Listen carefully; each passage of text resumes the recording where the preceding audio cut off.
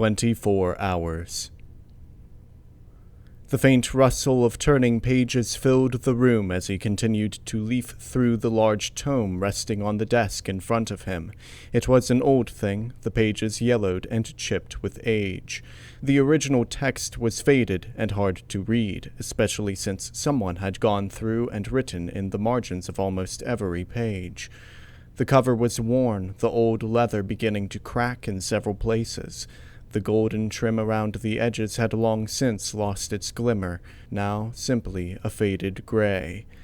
The binding that held the whole thing together was beginning to fray, the book close to falling apart. Still, he read on, carefully, tenderly turning each page as his eyes scoured over the words and diagrams contained within the wizened novel. He had much to learn. Coming to the end of the current page, he paused, his amber eyes flicking up to stare at the shelves of the desk. They were filled with different assortments of materials: clay, gems, fabrics of all types and colors, beads, buttons, cotton, teeth, bottles of various colorful liquids, thread, needles. The shelves were overflowing. Tacked onto the wall between the shelves were dozens of pieces of paper, each one containing a diagram of anatomy. String ran across the wall like spider webs, connecting similar pages together. It was a chaotic jumble of information. This would come in handy later. His eyes were immediately drawn to an item sitting amongst the chaos of objects, a small hourglass resting within a wooden stand. It was a simple thing with symbols etched into the wood. There appeared to be no means of turning it, nor any axle on which it could spin. It was currently running, a small trickle of sand flowing from the full upper half into the empty lower half. It had only just started a few minutes ago, but the stream of sand was steady. It glowed a faint red in the dim, murky room. The room was disheveled, a layer of dust covering everything. It was disturbed in some places due to recent activity. Hoofprints could be seen in the dust on the floor, 2 sets clearly distinguishable. Continuing to stare at the sand for a few more seconds, he shook his head before snorting softly. Wings rustled by his side as he turned his attention back to the ancient tome before him. Turning the page, he winced as it began to crack, a tear appearing at the bottom of the page. He held his breath as he finished the motion. Nothing more happened, and he went back to his reading, his eyes darting across the page at a fevered pace. He was barely halfway through the book, and he still had many pages to go. He continued with his task, the world silent around him except for the dry rasp of pages turning and the soft hiss of sand. Time was short, and he had much to do.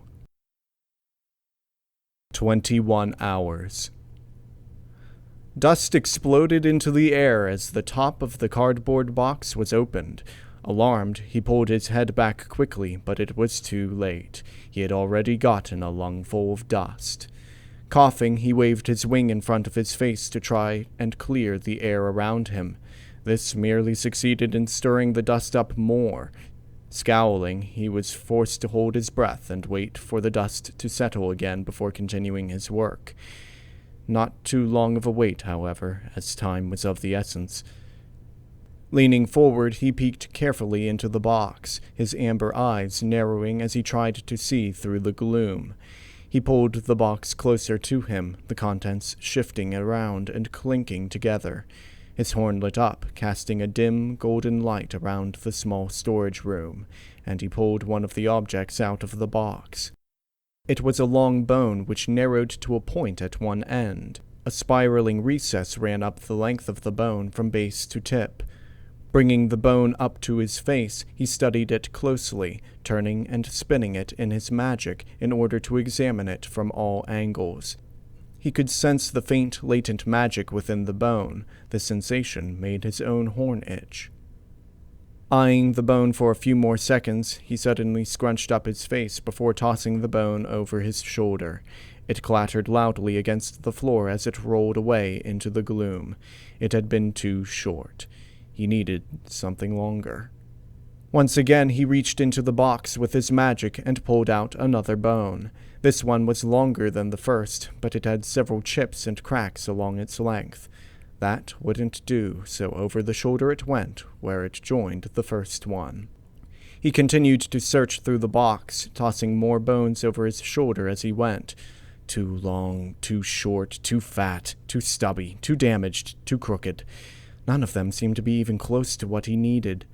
Growing frustrated, he began to pull several different bones out at a time, examining them quickly before tossing them into the gloom. None of them felt right. None of them felt perfect. Before long, the box was empty. With a growl, he lifted up his horn and tossed the empty box into a corner of the room, where a bunch of other empty boxes already resided, before pulling a second box out of the closet. He ripped it open and, ignoring the cloud of dust, began to search through that one as well, with the same result. Still, he searched dutifully on through that box, and the next one, and the next one. Hundreds of bones of various sizes littered the floor as he neared the bottom of the fifth box. He had long since given up on using his magic, instead digging a hoof into the box to select a bone at random. Pulling one out, a smile started to grow on his face, but quickly vanished, replaced instead by a scowl. It was the proper size, but the magic in it felt wrong, tainted. With a grunt, he tossed it over his shoulder and onto the growing pile. As it bounced off the pile, reddish-purple sparks erupted from the tip of the bone, followed by a cloud of green smoke. Tainted indeed. Pausing his search, he glanced nervously over at the desk and the glowing hourglass. Time was running out. Desperately, he plunged his hoof back into the box, only to freeze as he brushed up against one of the bones within. A small electrical surge ran up his leg, causing his entire body to shiver. With his heart hammering loudly in his chest, he quickly pulled the bone out and held it in front of his face, examining it meticulously. The size was perfect, not too long, not too fat. He ran a hoof over it. The helix was evenly spaced across its length, spiraling beautifully along the bone. He ran the frog of his hoof over the tip. It was curved nicely, no jagged or pointed edges, no cracks or chips. Hope rising in his chest, he lit up his horn and bathed the bone in his magical aura. A large smile spread across his muzzle as he felt the latent magic within. It was pure, untainted. It was just what he had been searching for. He stood up quickly, wincing as blood began to flow back into his limbs. They tingled, the numb feeling replaced with the feeling of pins and needles. He staggered over to the desk, trying to ignore the uncomfortable sensation in his legs as he clutched the bone close to his chest. Pushing aside books and papers, he used his wings to clear off the layer of dust before placing the bone on the desk.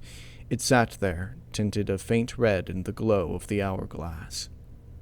After making sure the bone wouldn't roll off the desk, he turned his attention back to the boxes. Pushing aside the empty ones, he forced his way back into the small storage room from which he had retrieved them. Shelves of cardboard boxes of varying sizes lined the wall of the room, which was more akin to a closet than a room. Ignoring the boxes on the lower shelves, he turned his attention to the upper shelves. Lighting up his horn, he pulled several boxes and carried them out into the main room. Dust filled the air as he opened one of the boxes and peeked inside. Like the boxes before, these ones were filled with bones. Unlike the previous boxes, several of the bones were attached to one another. With a frown, he began to sort through the bones, searching. His horn lit up, and a group of bones lifted itself out of the box, the bones clinking together softly. They levitated over to him, and he spread one of his wings before holding the bones up to the wing, measuring them. The ends of the bones dangled several inches below the tips of his feathers. It was too long. With a snort, his eyes narrowed, and he tossed the bones over his shoulder before digging back into the box. 19 hours. By the glow of the hourglass, he worked. Clearing off a place on the desk, he levitated a sizable lump of clay from the shelf and sat it down in front of him. It was block-shaped, with strange runes etched into the malleable material. He studied it with a critical eye, trying to detect any imperfections that might tarnish the finished product. Seeing none, he picked up a wire tool and began to carefully carve off chunks of clay, forming the main mass into a ball-like shape. The clay was cold beneath his hooves. No warmth was present in the soft sediment. He continued to work the clay for several more minutes until he had the general shape he needed.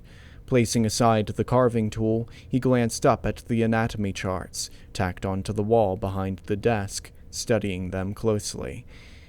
His eyes narrowed and he frowned. None of them held the information he needed. Fear starting to rise in his chest, he searched around the desk, desperately shifting through the dozens of books and notebooks. Pushing a stack of papers off of the desk and onto the floor, he breathed a sigh of relief as an anatomy book was suddenly revealed. It was beat up, the cover stained and chipped. The pages were dog-eared, and several old ribbons were scattered throughout the pages, acting as bookmarks. Placing a hoof on the foremost ribbon, he cracked the book open to the marked page. A smile crossed his lips as he realized that it was the page he needed. Placing the book beside him, he returned to molding the clay, shaping it into a more defined form, glancing back at the book every few seconds. Holding the clay tool in his steady magic, he worked methodically. Sweat beaded upon his brow, trickling down his neck. He ignored it, concentrating instead on the task at hand. A little more from the top, take some from the bottom, 2 recesses on the front. Slowly, under his careful ministrations, the clay began to take shape. Before long, a rudimentary skull sat upon the desk. He lit up his horn, and the bone he had selected earlier floated over to the skull. Lining it up carefully, he pressed the base of the horn bone into the forehead of the skull. It sunk easily into the soft clay, yet held firm when he released it. Adding the finishing touches to the sculpture, he leaned back and wiped the sweat from his brow before eyeing his work, a small smile on his face.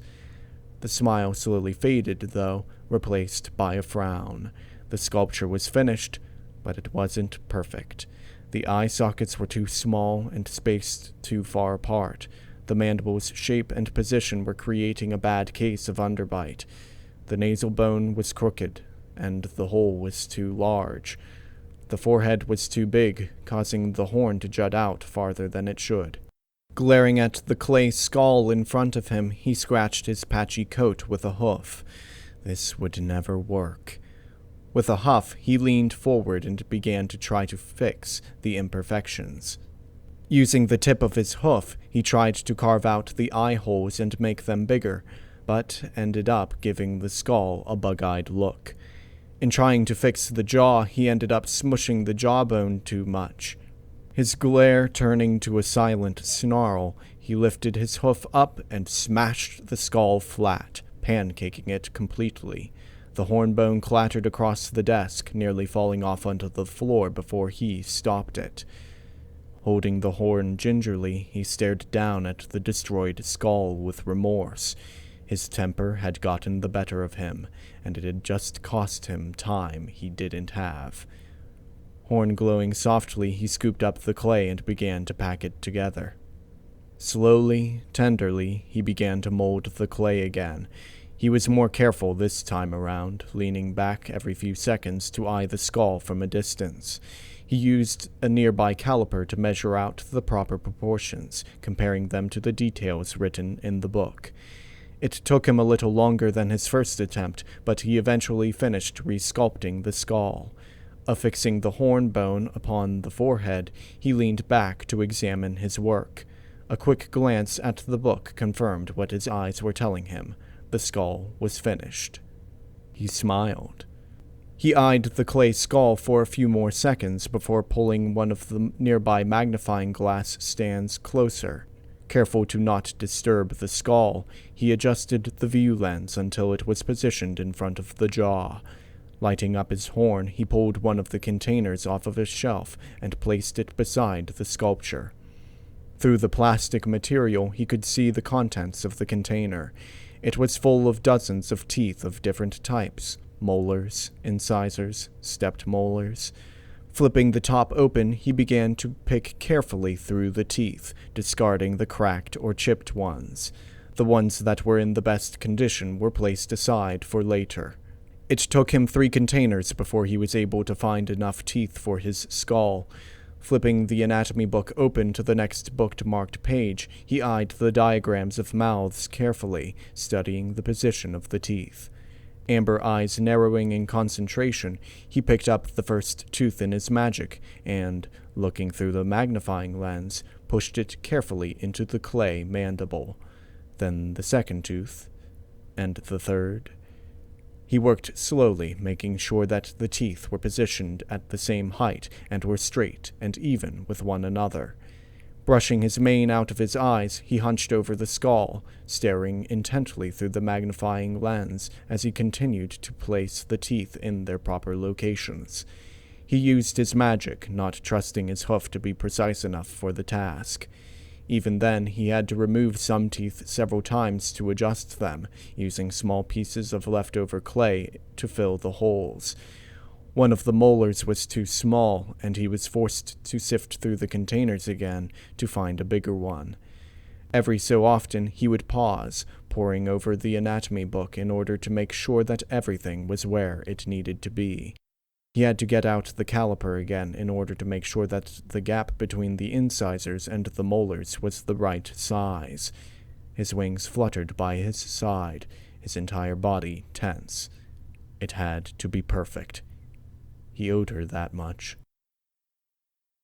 16 hours. His entire body trembled as he crept along the sludge-filled ditch, his heart pounding wildly in his chest. Pausing, he peeked over the edge of the ditch, the whites of his eyes showing as they darted back and forth, trying to take in everything at once. His nostrils flared, flooding his senses with the repugnant odors that surrounded him. It was almost enough to make him gag, but he fought the reaction. The last thing he needed was to make any loud noises. Ears perked, he listened intently for any sound, but the only thing he could hear was his own shallow breathing. Swallowing thickly, he lifted his hoof and began to crawl his way out of the ditch. His hooves clicked loudly on the cobblestone, and he froze. Holding his breath, his ears swiveled around frantically, listening. After several tense minutes of nothing happening, he exhaled softly and continued on his way. The town was in ruins. What little he could see through the fog was slowly disappearing into overgrowth. The grass was high, nearly tall enough to hide him if he stood up straight. Crumbling buildings lay abandoned, several of them reduced to nothing more than piles of rubble. Vines and creepers covered the standing structures, sometimes the only things holding the buildings together.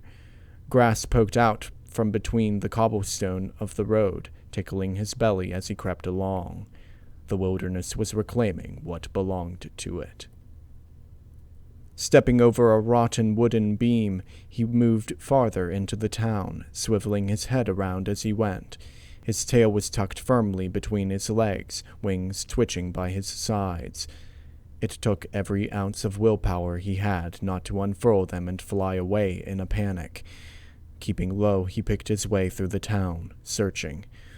Only the sound of his hooves clicking on the worn cobblestone could be heard, echoing eerily into the mist. He passed by rows of decaying houses, the overgrown yards lined with broken-down fences.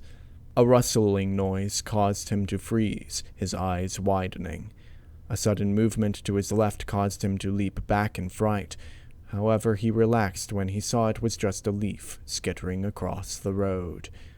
Licking his dry lips, he moved along. After several minutes, he arrived in a large clearing in the debris. The grass was shorter in the clearing, and he could see several wooden structures dotting the area, most of them rotten and falling apart. Some of them even had the remnants of baskets resting around them. In the center of the clearing, an old fountain rested. It was cracked and crumbling, any water within having long since dried up. A statue of a mare standing on a ball lay strewn out atop and beside the fountain, and he could clearly see the pedestal on which it had stood. The statue's head was missing. Picking his way through the clearing, he began to search through the weeds and brush. He had only been looking for a few minutes before he came across what he was looking for. Gingerly picking it up, he stretched the orange pelt of fur out, studying it closely. He tisked in annoyance when he saw that it was too small. Tossing it aside, he examined the pelts he had found around the first one, but neither the white one nor the pale yellow one was the proper size either.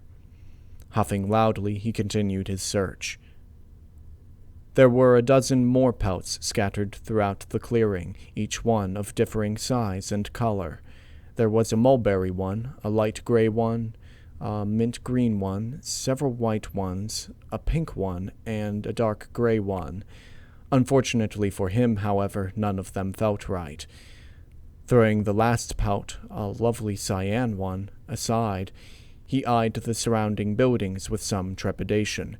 He didn't want to venture into their darkened interiors, but he had run out of pelts in the clearing. Steeling himself for what needed to be done, he approached one of the desolated buildings. Stepping around bits of debris, he approached the building cautiously. It was larger than most, and colorful in nature, although the colors were faded. The roof, accented with white trim, was caved in, bits of wood sticking up into the air like teeth. A yellow and pink tower rested several dozen meters away, clearly having fallen from the top of the building. Putting a hoof on the faded pink door, he gingerly pushed it open. It squeaked softly on rusted hinges before, with a crack, the hinges broke and the door fell with a resounding thud. With a yelp, he quickly ducked inside, hiding within the shadows. He was suddenly thankful that his coat was a dark color. Not wanting to stay in the building longer than he had to stay, he quickly commenced searching the destroyed interior.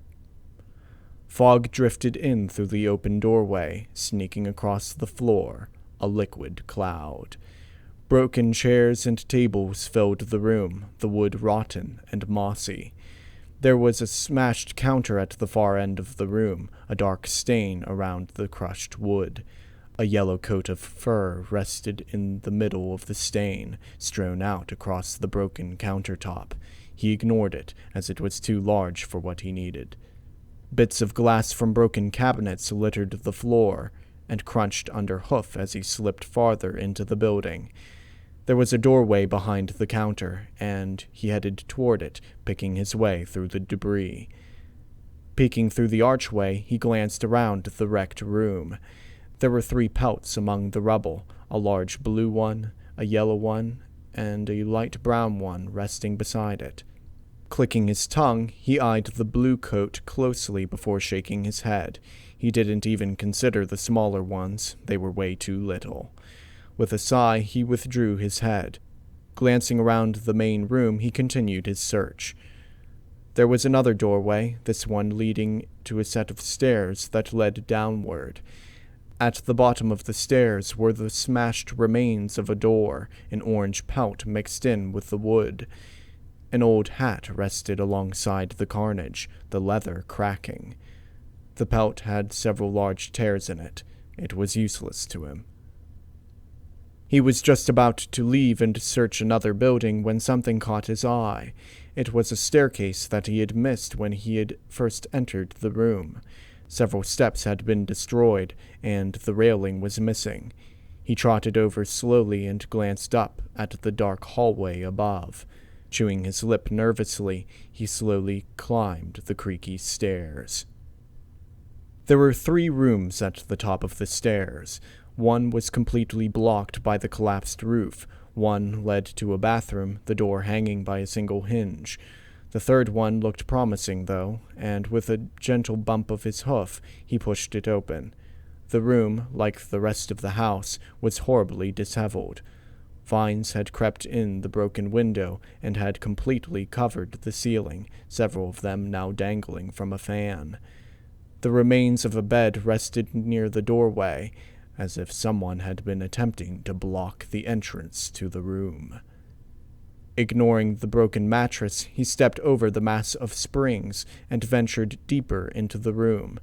A quick glance around initially revealed no pelts amongst the rubble, but he continued looking anyway. Pushing aside a pile of damp fabric, he huffed in annoyance as all he found was a growing patch of mold. As he replaced the fabric, the closet caught his attention. Moving the doors aside with his magic, he peeked cautiously inside.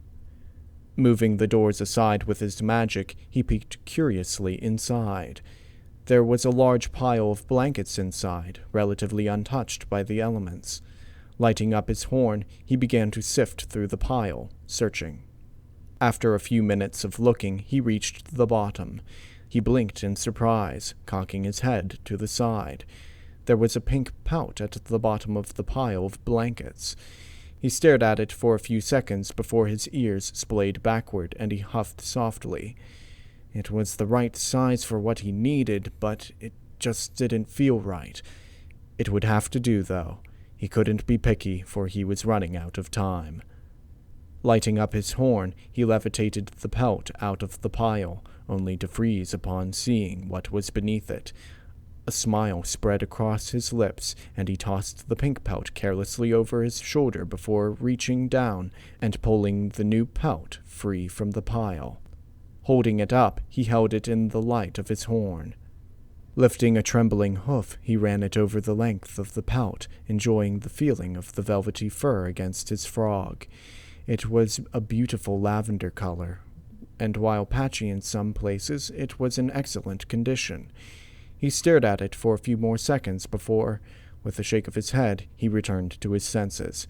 Rolling the pelt up carefully, he tucked it beneath his right wing, holding it tight against his body. With that, he turned and made his way out of the building, nearly tripping on the stairs as one of them disintegrated beneath his hoof. Stepping out into the fog, he double-checked that the pelt was still beneath his wing before setting off toward home. However, he had only taken several steps when a gust of wind suddenly blew through the town. He froze, his nostrils flaring as the scent of burnt and decaying flesh reached his nose. His ears perked up, and he stood perfectly still for a brief moment, his eyes wide, before suddenly making a break for it. Around him, the world exploded into motion and cacophony. Howling and snarling filled the air as shadowy, shapeless creatures erupted out of the fog. They tore after their fleeing prey, the ground beneath their forms beginning to smoke and smolder. He ran for his life, flitting between rubble and refuse as he sprinted in a blind panic. Pain suddenly seared up his hind leg, and, glancing back over his shoulder, he saw that some of his stitches were coming loose. Murky liquid and crimson grit were beginning to ooze from the wound. The stitching tore some more, and suddenly he couldn't feel his leg. It just dragged uselessly across the ground behind him. Realizing that he needed to get back home fast, he turned his head around and put on an extra burst of speed, trying to ignore his lame leg. A well suddenly emerged from the fog, and as he raced past it, loud shrieking began to echo up from its depths. The crumbling rocks began to shake before an explosion of darkness erupted from the well, the shrill cry of crows filling the air. The fog swirled as thousands of invisible wings beat the air. Eyes rolling in fear, he let out a wordless whinny and fled into the fog, the darkness pursuing him. A large, familiar structure suddenly loomed from the fog, and with a cry of happiness he galloped toward it, his hind leg still dragging along. He was but a few meters from the front door when he suddenly tripped over his lame leg, falling face first in a heap on the ground. Before he could recover, the cloud of shrieking shadows descended upon him, only to smash into a lavender shield that suddenly phased into existence around the structure. The darkness passed over the magical dome like water over rock. The The shield flared, groaning under the pressure, but holding strong.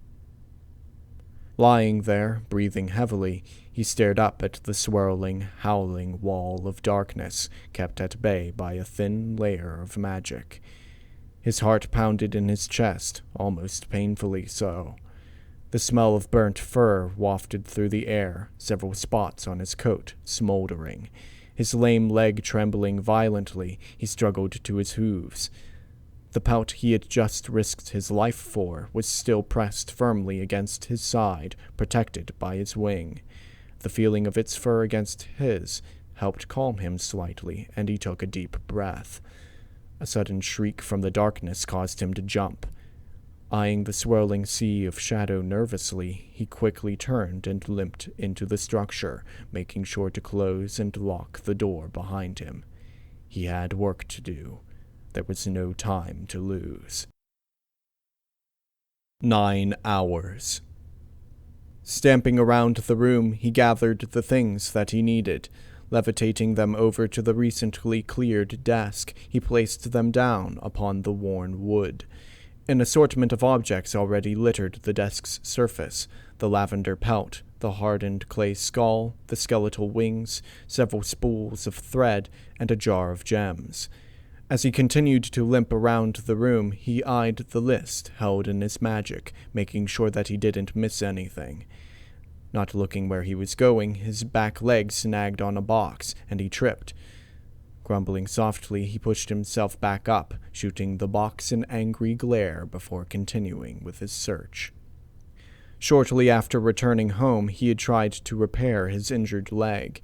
He had managed to restitch the wound, but the leg had remained useless. However, instead of being limp, it was now uncomfortably stiff and unable to bend at the knee.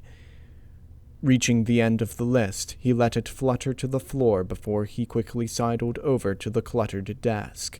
The hourglass, nearing the end of its time, cast a red glow over the assembled items, tinting them all sanguine.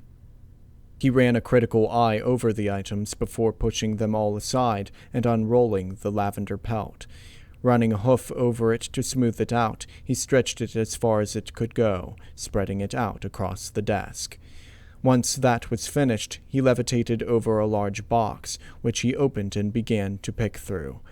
Pulling several bones out of the box, he opened the anatomy book to one of the latter bookmarked pages. He studied the skeletal diagrams for a brief moment before beginning to slowly piece the bones together, discarding the chipped and cracked ones. Before long, he had a rudimentary ribcage assembled. Lowering the ribcage gingerly onto the pelt, he positioned it in the general area it needed to go.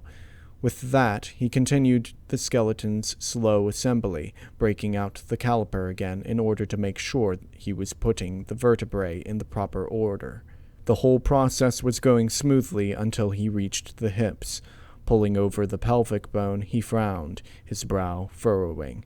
He picked up the caliper and measured the gap in the bone. The instrument confirmed his fear. It was too small. Tossing it over his shoulder, he delved back into the box, searching for another hip. The next one he pulled out had a large crack running across the left ilium, and the third one was clearly a stallion's hip bone and would never work. Snarling silently, he pushed the box aside before grabbing another one and opening it. Tossing aside a couple of ribs, he paused before reaching down and pulling out another hip bone. This one clearly belonged to a mare, the wide flare indicating that she had given birth in her lifetime. There were several small cracks and chips running across the iliac crests, but besides that, the bone appeared to be in good condition. Sand continued to flow steadily through the hourglass as he worked. The soft hiss, a constant noise in the silent room. Bone after bone fitted in front of his eyes as he continued his methodical search. The skeleton was slowly assembled piece by piece, although the task was not without its troubles. Leg bones were too long, scapula were too short, nothing but left clavicles in the boxes, and the wings weren't connecting to the shoulder properly. Each new issue set him back, as he was forced to waste time finding the needed pieces.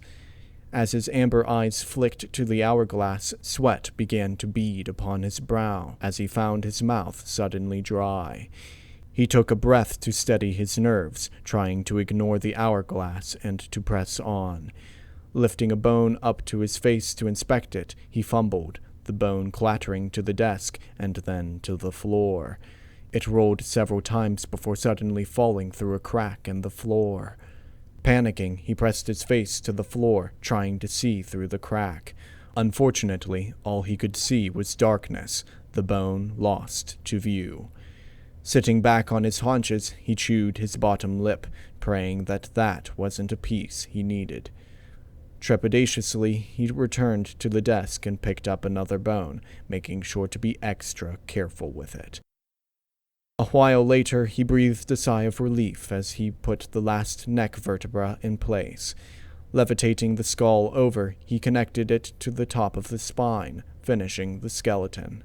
With that, he leaned back and cracked his neck, before wincing in pain. He rubbed it with a hoof, trying to work the tension out of the muscle. He would have liked to take a breather, a brief respite, so he could lay down and rest his weary eyes, but he couldn't. There was still so much to do, and time was not on his side. Flipping through the anatomy book, he searched the bookmarks for the needed pages. Upon finding them, he propped the book up on a bookstand, adjusting a light to see the pages better. As he studied the diagrams, he levitated a large, insulated container onto the desk. Flipping the lid open, he began to pull out the required organs, checking each one for imperfections. Luckily, they appeared to be in decent condition, having been kept in ice. Giving the anatomy book one last glance, he began to place the organs in their indicated spots. Lungs, stomach, liver. The ribs were soon packed with organs. The intestines went into the open space between the ribs and the pelvic bone. Gingerly, he lifted a uterus out of the box and placed it snugly in the open space of the hip bones. There were several times he had to consult the anatomy book in order to find where a certain organ went, or to find out what an unknown organ was. Placing the last organ, the bladder, into place, he levitated the excess organs back into the container before slipping it underneath the desk. With it put away, he turned his attention to the jar of gems. Pulling it closer, he tipped it over and spilled its contents all across the desk. Gems of varying sizes clattered across the wood. Emeralds, sapphires, garnets, amethysts, and diamonds. They glinted in the light of the hourglass, sending a swirl of dim light twinkling across the room. He picked his way through the gems before settling on a large garnet. Picking it up, he levitated the magnifying glass over. He set the gem beneath the magnifying lens before turning his attention to one of the papers tacked to the wall. It was covered in symbols and runes, the ink faded and worn. Tearing the sheet carefully off the wall, he placed it beside the gem. With his reference in place, he picked up an engraving knife and, holding it firmly in his magic, he began to slowly, deftly cut the runes into the garnet. He took his time, barely daring to blink or breathe, lest he make a mistake.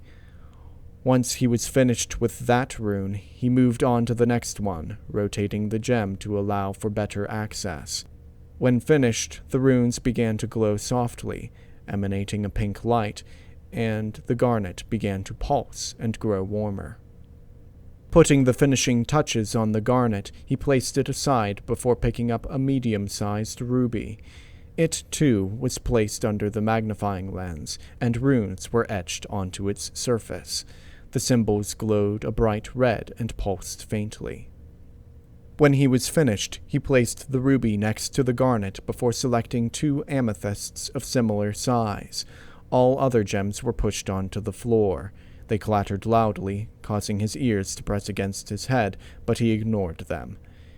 Levitating the 4 selected gems in his magic, he loomed over the skeletal form on the desk. First taking the garnet, he inserted it into one of the skull's eye sockets. Maneuvering it around gently, he pushed it deeper into the skull. It rested for a brief moment before sliding with a click. The 2 amethysts were placed into the eye sockets. Taking the ruby in his hooves, he pressed it against his chest, enjoying the soft pulsing sensation, before moving over to the skeleton's ribcage.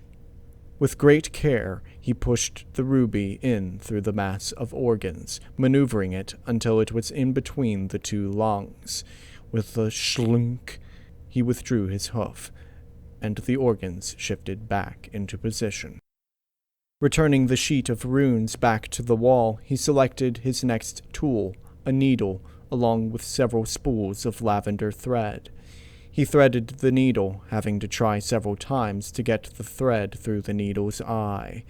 Once he had the thread firmly tied off, he gave it an experimental tug before turning his attention to the skeleton, or more specifically, the pelt beneath the organ-filled skeleton.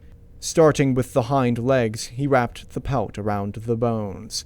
When it was in position, he held the 2 ends together, and, using his magic to control the needle, he began to stitch the 2 ends together, starting at the hoof and traveling up the length of the leg. Upon reaching the point where the leg attached to the body, he changed directions and headed back down toward the end of the leg, crisscrossing the stitching in order to give it added strength. He did the same thing with the other hind leg before moving on to the forelegs. The first foreleg went without a hitch, although it finished off one of the spools of thread. He was forced to pause in order to rethread the needle with a fresh spool. Turning his attention to the last leg, he stretched the pelt out, but in his eagerness to finish, he pulled too hard. With a sickening tearing sound, a large rip appeared. He froze, his eyes widening in horror. Bile rose in the back of his throat as he stared down at the jagged tear in the pelt. With a whimper, he ran a hoof over the rip, willing it to mend. When no such miracle happened, he quickly turned his attention to the shelves on the desk. Tearing into the pile of fabrics and cloth, he searched desperately through them. Greens, yellows, oranges, whites. They were all thrown over his shoulder and onto the ground where they unfurled, adding to the already enormous pile of debris. After several seconds of furious searching, he came across a roll of purple fabric. It was a darker shade than the pelt, but it would have to do. Unrolling it, he used a knife to cut the fabric, the blade slicing through the material with some difficulty, leaving behind frayed bits of string around the edges of the cloth. He tried to clean it up as best as he could, but in the end he just let it go. There was no time. Placing the cut-out piece of cloth over the tear, he used the needle to stitch the patch into the coat. With this completed, he breathed a sigh of relief before recommencing his previous task, albeit at a slower pace. He continued at this pace for the rest of the body, gradually covering the entire skeleton with the pelt. As he worked, the sand continued to fall, filling the room with a gentle hiss. 5 hours. He stood back, a small smile on his face. His wings ruffled by his sides, several feathers falling out and floating to the junk-covered floor. The workshop was a mess, the floor barely visible beneath a sea of discarded items.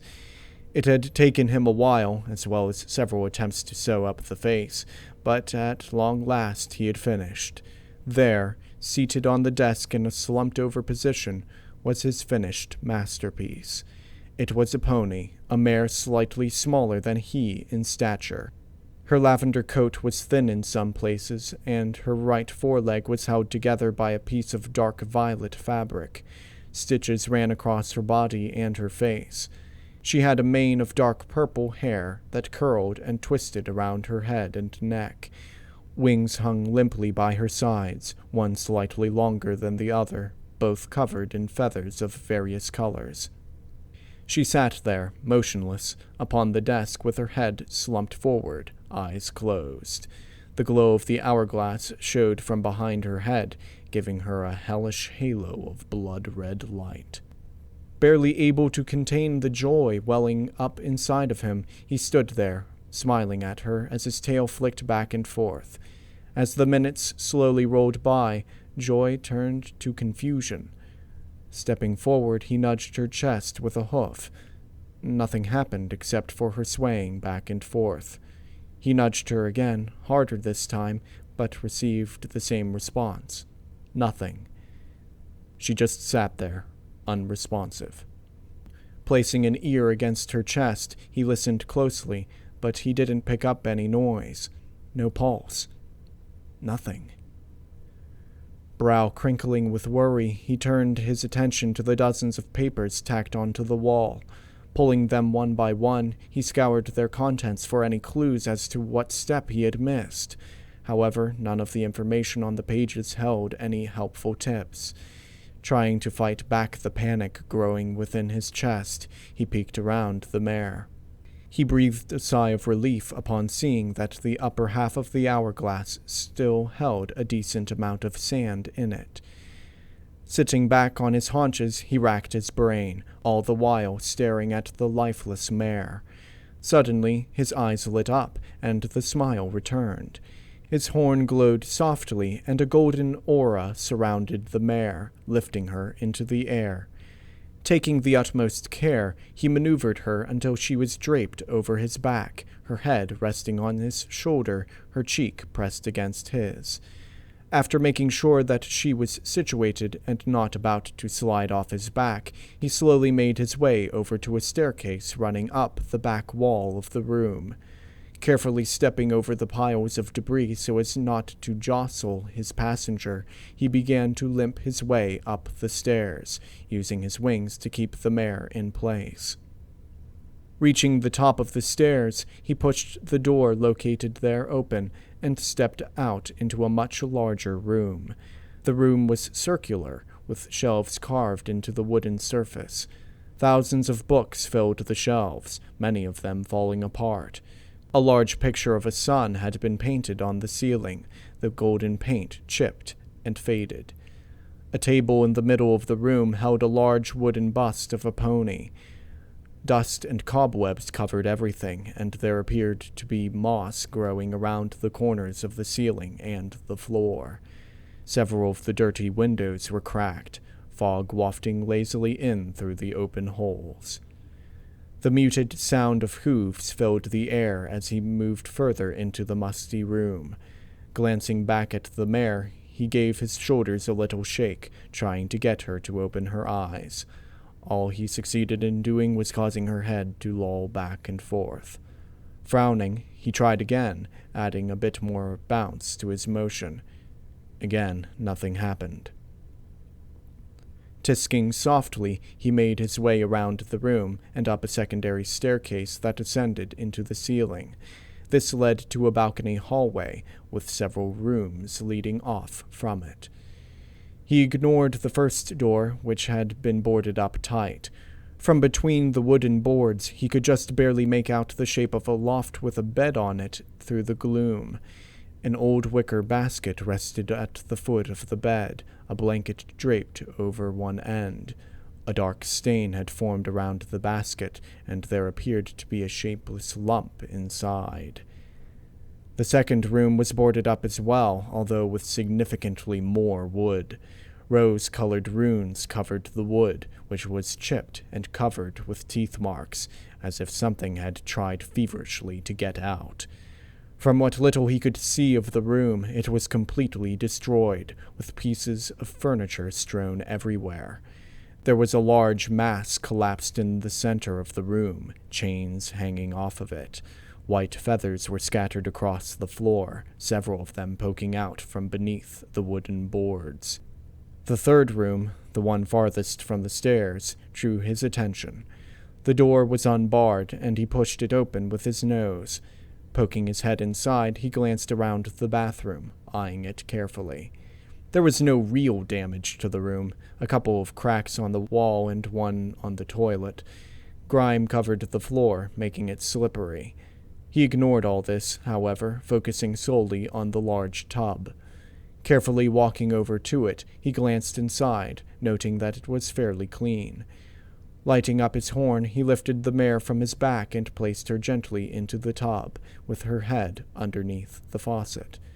With her properly situated, he turned the handle a sliver, causing water to begin to drip down onto her head. Ignoring the grime, he sat down on the bathroom floor, his bad leg jutting out at an odd angle. He watched the water drip onto her face before lighting up his horn and creating a small field of magic in the path of the drips. As the water fell through, the magic siphoned out the rust and grime. The fur between her eyes slowly became matted as the water continued to drip. She didn't stir, her body remaining in a limp heap on the floor of the tub, even as water began to stream down her face. Regardless, he let the water continue to dribble. He sat there, watching the mare with a small smile on his face as the water continued to leak. In the basement, the sand continued to fall. 1 hour. Magic pulsed around the workshop, causing long shadows to be thrown across the walls. A gentle thrum filled the air, keeping time with the pulses and echoing around the room in an almost hypnotic way. He stood in front of the desk, eyes closed as he kept his head lowered, his horn crossed with hers. She was placed back on the desk, still as lifeless as before. Slumped over, her horn was resting on top of his. A golden aura cascaded down her horn, snaking around her body and seeping into her stitching. He gritted his teeth and concentrated harder, the glow around his horn increasing in intensity. Cracking open a glowing eye, he glanced down at the spellbook in his hooves. Some of the words were smudged, and parts of the page were missing, having been torn out ages ago. Still, he worked with what little he could decipher, struggling to control the spell. It was taxing, and he could feel his magical reserves slowly depleting the longer he held the spell. Closing his eye again, he returned his focus to the intricate web of magic he was weaving through the mare's body. Working his magic into her head, he examined the garnet placed there. The runes were still active, and he could see them pulsing through his mind's eye. Red tendrils snaked out from the gem, worming their way through the mare's head and into her body. Following them with his magic, he smiled inwardly when he saw that they headed toward the mare's legs, just as they should be. That meant that the garnet wasn't the issue. Placing a marker on the garnet for later, he wormed his way toward the second source of magic within the mare's body, the ruby in her chest. Red and blue tendrils of magic extended from the gem, branching their way out through her body. They thinned as they went, until they became impossible to see. Working his way carefully through the sea of magical veins, he turned his attention toward the ruby itself. The runes were still on its surface and were still glowing softly. However, it wasn't pulsing. It remained still, lifeless. He pushed some of his magic into the gem, searching for any indication as to why it wasn't working. It had magic inside of it, but the energy swirled lethargically around the ruby. He tried to start the magical reaction with a burst of his own, only to frown as his magic was immediately absorbed into a void of nothingness. He tried again, this time pushing a little more magic into the gem.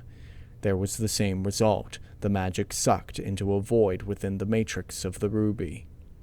Canceling the flow of magic into the ruby, he sat back and studied the gem, trying to figure out the best course of action. A spike of panic flared up in his chest. Did he use a defective gem? He couldn't change it. That would take too much time. Enveloping it in his magic again, he searched for any cracks in the gem's facets or any other imperfections that could be leaking magic. Finding none, he concentrated his search, looking for any hairline cracks that wouldn't be visible to the eye. The result came back negative. The ruby was whole and undamaged. So why wasn't it working? Pulling himself out of his trance for a moment, he glanced up at the hourglass. His heart skipped a beat upon seeing that it was nearing the end of its cycle. Only a small amount of sand remained in the top half. Throwing himself back into a trance, he focused all his attention on the ruby. Placing a marker on the ruby, he connected it to the marker on the garnet, before linking both gems back to his horn. He ran a secondary loop, leading from his own chest, up through his horn and down to her chest. With the 2 circuits complete, he opened up his internal ley lines and began to push as much magic as possible down the circuits at once. A tsunami of magic raced down his horn and into the mare's body, smashing into the garnet, which immediately flared to life as it was flooded with excess magic. The magic didn't stop there, racing down the arcane connections until it reached the ruby as well, which immediately began to absorb the extra magic at an alarming rate. Gritting his teeth, he pushed more and more magic toward the ruby. It burned through his magic, its own latent magic unaffected by his attempts to get it started. Focusing on the last remaining vestiges of his magic, he gritted his teeth so hard that they creaked and groaned, threatening to crack. His eyes opened, revealing twin pools of glowing white light. Wings flaring by his side, he gave one final burst of magic into the ruby. Immediately the world dissolved into pain. Grabbing his head in his hooves, he toppled backwards with a yelp. He yelped again upon landing upon one of his wings wrong, causing it to bend beneath him. Lying on the ground, he stared up at the ceiling above him, breathing heavily. The tip of his horn was blackened and smoking, and he felt as if his limbs were suddenly turned to lead. Pushing himself up into a seated position, he tried to cast a spell, only to hiss in pain as sparks erupted from the tip of his horn. He had used all of his magical reserve. He had nothing left. Rising shakily to his hooves, he glanced at the mare on the desk. She remained motionless. He swallowed thickly before tentatively approaching and placing his ear to her chest. He waited for a second, 2 seconds, 3 seconds.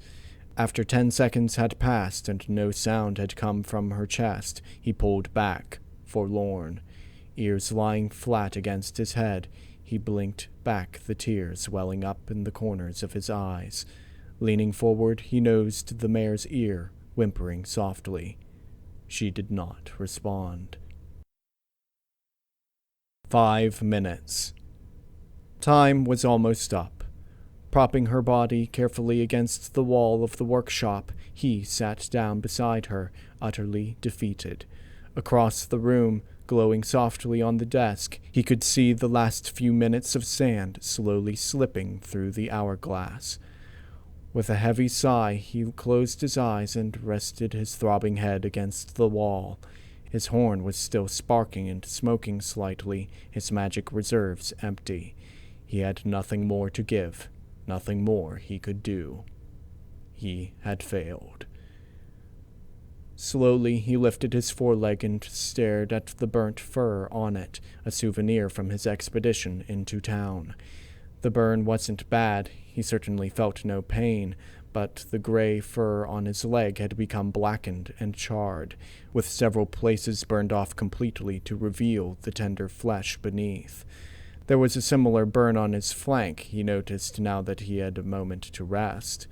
He was tired, his limbs ached, and his wing hung uselessly at his side. All of these injuries he had received over the course of the day, trying to complete a project he couldn't even finish now. He cast a sideways glance at his companion. She just sat, head slumped over forward, with her back against the wall. He was dimly aware of her shoulder pressing lightly against his, the feeling of her fur on his calming him somewhat. After staring at her for a few more seconds, a weak smile touched his lips. In the end, all the trouble he had gone through was worth it, if only to have someone else with him as time slowly ran out. Sighing again, he leaned over and rested his head on her shoulders. He closed his eyes, enjoying the feeling of not being alone anymore, even if it was illusory. He remained that way for a few moments before cracking an eye open and glancing at the hourglass. Just a few minutes remained before it was over.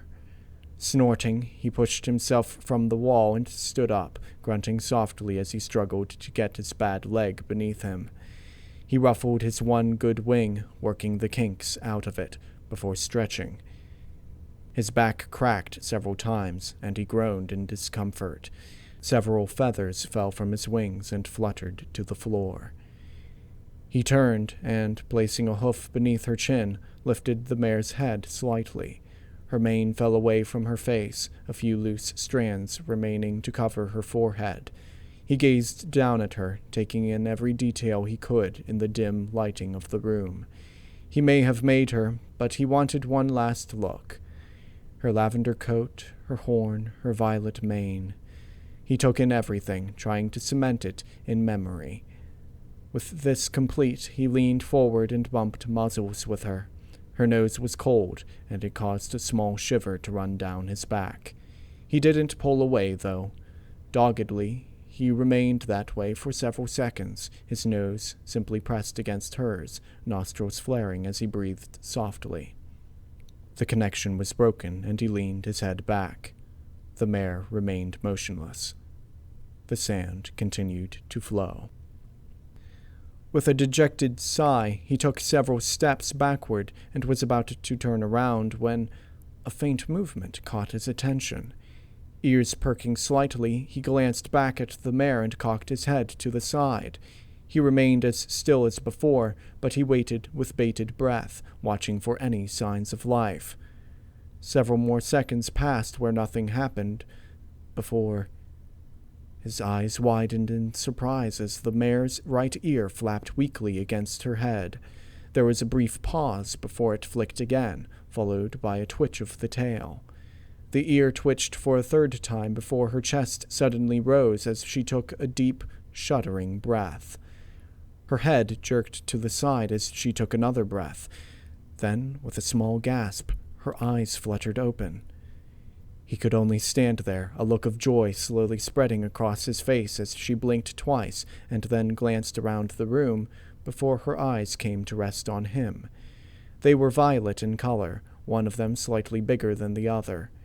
She squinted, her pupils dilating and expanding, before she gasped again and quickly arose. While it was more of a drunken stagger, her legs trembled beneath her, giving her the appearance of a newborn foal. When she finally got her legs working, she glanced over at him, her eyes filled with wonder and curiosity. He could only smile, a feeling of relief and unbridled joy welling up in his chest. She stared blankly at him for a few seconds before she timidly returned the smile, her lips twitching faintly. He stepped forward slowly, his good wing flaring slightly, allowing her to take in his scent. She shied away as he approached, causing him to pause. Watching him closely, she swallowed before taking a tentative step forward and meeting him halfway. With a soft nicker, the pair bumped snouts, nostrils flaring as they took in each other's scent. After a few moments, he pulled his nose back, earning himself a confused look from the mare. She cocked her head to the side, blinking up at him. Still smiling, he turned and limped over to the desk. He cast a quick glance at the hourglass, the last grains of sand slowly slipping through the neck, before turning his attention to the large book currently splayed open on the desk. Closing it with a soft thump, he picked it up in his mouth and carried it over to the mare. She gave the book a curious glance as he approached, her horn lighting up when he offered it to her. A rosy red aura surrounded the book, levitating it over to the mare. She looked down at the worn-out cover before glancing back up at him, her timid smile still on her face. He returned the smile and then leaned forward and gave her a gentle nuzzle. On the other side of the room, the hourglass ran out. The mare's timid smile quickly turned to confusion and then to alarm as he began to dissolve, his body turning to dust. A sudden breeze began to blow around the room, tossing the dust through the air. He had time to give her one last weak smile before his entire body was consumed, reduced to a cloud of glowing particles. It swirled around the room, slowly picking up speed until it was a veritable whirlwind of glowing dust. The mare cried out in alarm as all the objects in the room began to move at once. Gems rolled across the floor, gathering together as the broken jars mended themselves. The strips of fabric began to roll themselves back up, the cut pieces fusing back to the main roll before flying back to their allotted spots on the desk's shelves.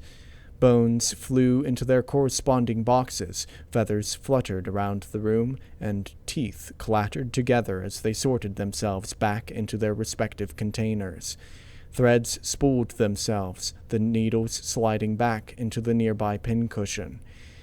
A large chunk of clay morphed and undulated through the air before forming itself back into a square. All the items swirled around the room like debris in a twister before flying back to their original places around the room. Gems, teeth, thread, and clay all going back to their shelves, boxes of bones and feathers sliding back into the closet. As promptly as it had started, the whirlwind halted, and silence fell. Dust particles floated in the air, gradually resettling after all the chaos that had just taken place. The mare stood there, wide-eyed and mouth agape. Slowly she glanced over the reorganized room. Her eyes drifted to the floor, and she eyed the hoofprints in the dust, the only indication that the stallion had ever been there. Swallowing thickly, she glanced down at the old tome, still currently held in her magic. With a click, the hourglass slowly turned over, and the sand began to flow again. 23 hours. The faint rustle of turning pages filled the room as she continued to leaf through the large tome resting on the desk in front of her. It was an old thing, the pages yellowed and chipped with age. The original text was faded and hard to read, especially since someone had gone through and written in the margins of almost every page. The cover was worn, the old leather beginning to crack in several places. The golden trim around the edges had long since lost its glimmer, now simply a faded gray. The binding that held the whole thing together was beginning to fray, the book close to falling apart. Still she read on, carefully, tenderly turning each page as her eyes scoured over the words and diagrams contained within the wizened novel. She had much to learn. Coming to the end of the current page, she paused, her lavender eyes flicking up to stare at the desk's shelves. They were filled with different assortments of materials: clay, gems, fabrics of all types and colors, beads, buttons, cotton, teeth, bottles of various colorful liquids, thread, needles. The shelves were overflowing. Tacked onto the wall between the shelves were dozens of pieces of paper, each one containing a diagram of anatomy. String ran across the wall like spiderweb, connecting similar pages together. It was a chaotic jumble of information. This would come in handy later. Her eyes were immediately drawn to an item sitting amongst the chaos of objects, a small hourglass resting within a wooden stand. It was a simple thing with symbols etched into the wood. There appeared to be no means of turning it, nor any axle on which it could spin. It was currently running, a small trickle of sand flowing from the full upper half into the empty lower half. It had only just started a few minutes ago, but the stream of sand was steady. It glowed a faint red in the dim, murky room. The room was disheveled, a layer of dust covering everything. It was disturbed in some places due to recent activity. Hoofprints could be seen in the dust on the floor, 2 sets clearly distinguishable. Continuing to stare at the sand for a few more seconds, she shook her head before snorting softly.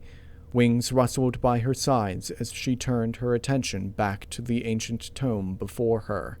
Turning the page, she winced as it began to crack, a tear appearing at the bottom of the page. She held her breath as she finished the motion.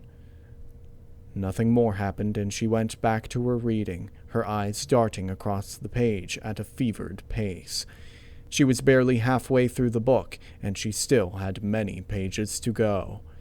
She continued with her task, the world silent around her except for the dry rasp of pages turning and the soft hiss of sand. Time was short, and she had much to do.